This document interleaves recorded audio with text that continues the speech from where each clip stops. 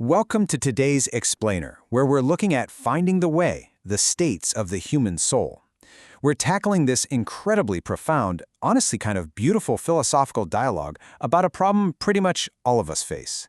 I'm talking about that sheer, bone-deep exhaustion of just trying to be a good person in today's hyper-connected world. So why is doing the right thing so exhausting? We start this journey with our main character, Roger. Now, Roger is carrying this massive emotional weight of trying to practice basic moral integrity out there in the real world. And man, you know the feeling, right? You try your absolute hardest to do the right thing, but somehow just existing as a decent person, whether that's online or off, leaves you completely depleted. It's like, why does goodness have to be so incredibly tiring? Well, it's a super modern dilemma. Imagine this. Roger performs a totally quiet, simple act of true goodness. But you know how it goes, context is instantly lost. Someone's camera is rolling, his action gets completely misrepresented in a viral video, and boom, suddenly his quiet integrity is dragged and distorted by the entire internet. It perfectly sparks that exhausting burden of being completely misunderstood by the masses when your intentions were literally nothing but good. As Roger and his friends sit down to dissect what just happened, this really profound realization hits them. The exhaustion Roger is feeling, actually, scratch that. It doesn't come from the good deed itself. It actually stems from this hidden, almost subconscious need for public validation. When we need our deeds to be seen, we leave ourselves wide open to distortion. True goodness, on the other hand, is an internal commitment.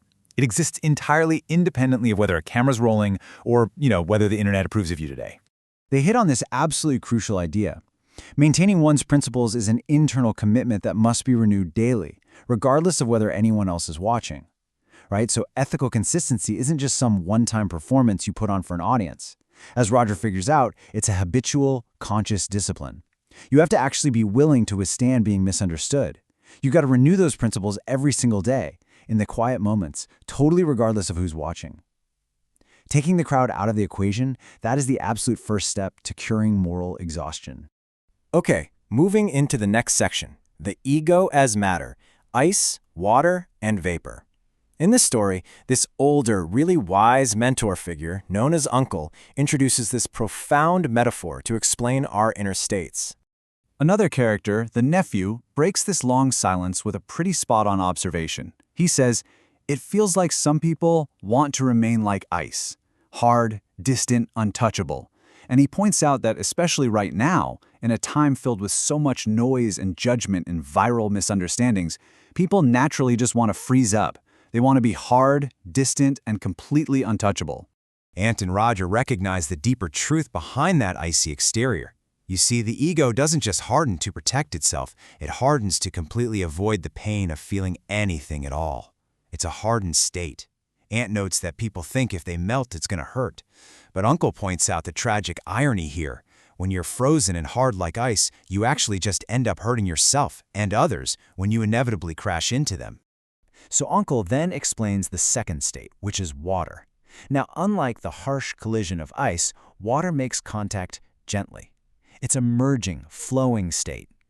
Ant beautifully describes this we state as a pool. When we connect and flow with other people, we create this shared warmth. And the absolute best thing about this warmth is that it's the exact environment we need to dissolve and melt away that defensive, hardened ice in the people around us. Then we get this really thoughtful moment. Roger, who's been fully absorbing all this stuff about ice and water, decides to push the metaphor to its absolute limit. He simply asks, "And vapor?" Well, Uncle reveals that vapor is this massive metaphysical shift. It's the state of transcending that selfish I to say he, shifting your focus entirely to a higher power or a much greater collective purpose. As the nephew realizes, these egos melt through true compassion, and then they literally rise when they realize they're entrusted with a higher purpose. But crucially, and I love this part, as vapor rises, it doesn't just disappear into thin air. It transcends without disappearing. And this illustrates Uncle's ultimate conclusion. When these three states transcend themselves, they birth some incredible things: justice, peace, tranquility, and genuine sisterhood and brotherhood. Those things, they don't just happen by accident. They're born only in the spaces where we actually manage to transcend our foundational ego states. When the ice melts, the water flows, and the vapor rises, that is when a truly harmonious society actually becomes possible.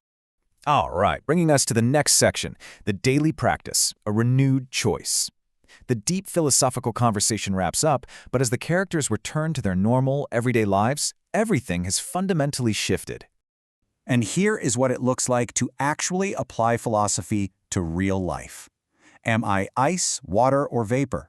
Whenever Roger pauses in his day now, he asks himself this exact grounding question. He essentially uses it as a constant internal temperature check for his own ego, making sure he isn't hardening up against the world when he really should be flowing or rising. The rest of the group starts living this metaphor daily too. The nephew, realizing the danger of that icy ego colliding with folks, starts listening more and arguing less. Aunt continues her small, totally unseen kindnesses. And uncle remains quiet but super observant. None of them need an audience anymore. They're just quietly living out their internal commitments. Sometime later, Uncle sends a final message to their group chat, basically, and he says, "My dear companions, do not think the path has been found. The path is chosen anew every day." It's such a vital reminder.